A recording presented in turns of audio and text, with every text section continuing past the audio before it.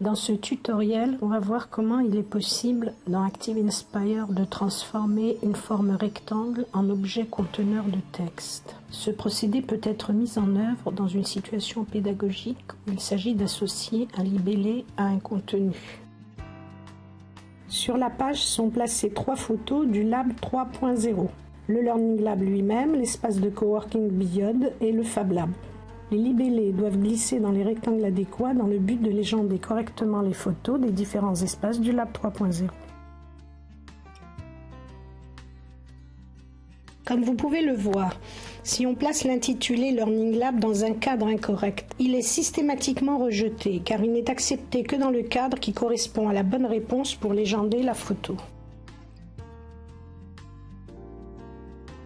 Dans cette vidéo, on va montrer comment se réalise cet effet à partir du seul cas de la légende du Learning Lab.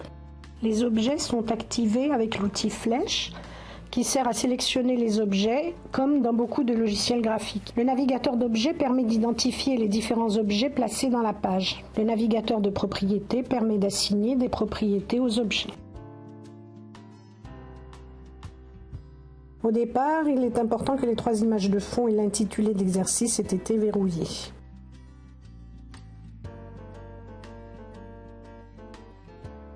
La réalisation se fait en 3 temps.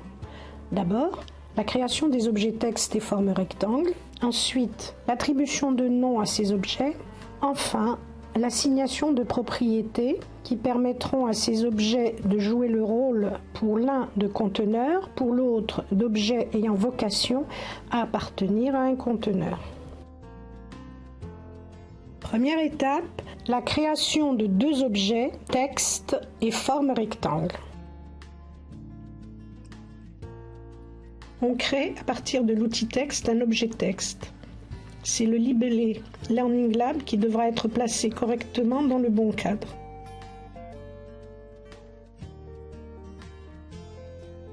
La création du rectangle destiné à recueillir l'objet texte se fait à partir de l'outil Création de forme.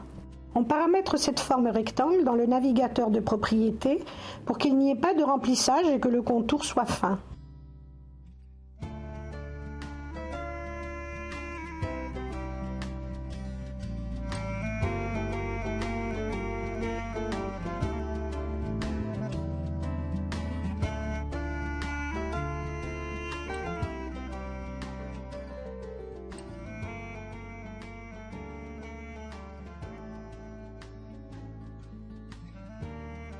On pointe sur le bord de la forme.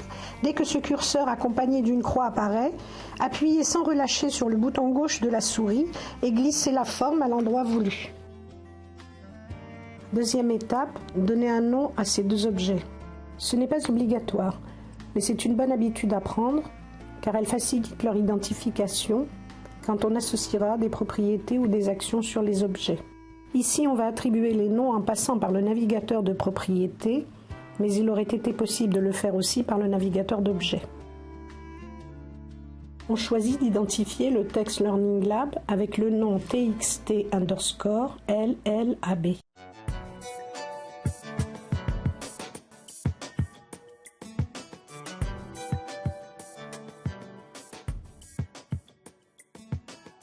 On identifie la forme rectangle avec le nom LBL_LLAB.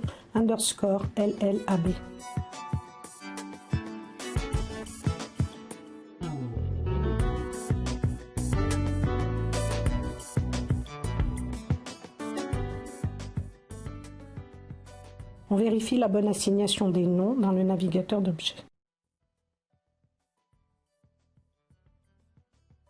Troisième étape, en paramétrant le navigateur de propriétés, on assigne à ces 2 objets les propriétés qui vont leur permettre de devenir l'objet conteneur et l'objet contenu. Par défaut, dans ActiveInspire, les objets ne contiennent rien. On veut que la forme rectangle contienne un objet texte. Il faut donc dérouler le menu des propriétés jusqu'à la rubrique conteneur pour effectuer le paramétrage suivant.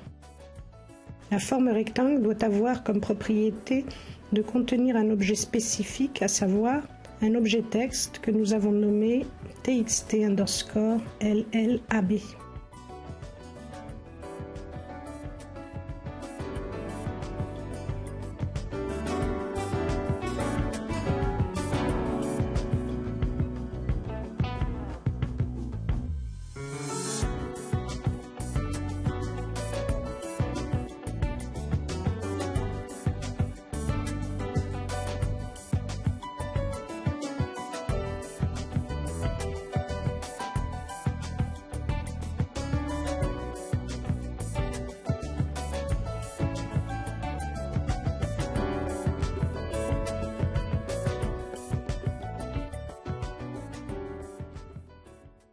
En ce qui concerne l'objet texte lui-même, ce n'est pas un conteneur.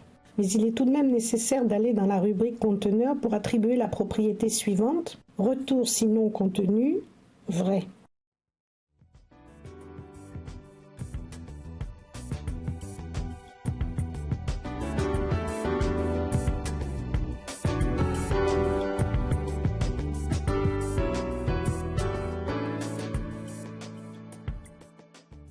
C'est cette propriété qui permet à ActiveInspire de rejeter un mauvais choix de l'utilisateur si celui-ci décidait de placer le libellé Learning Lab à une mauvaise place, c'est-à-dire un cadre qui ne serait pas celui que nous avons assigné pour recevoir le libellé Learning Lab.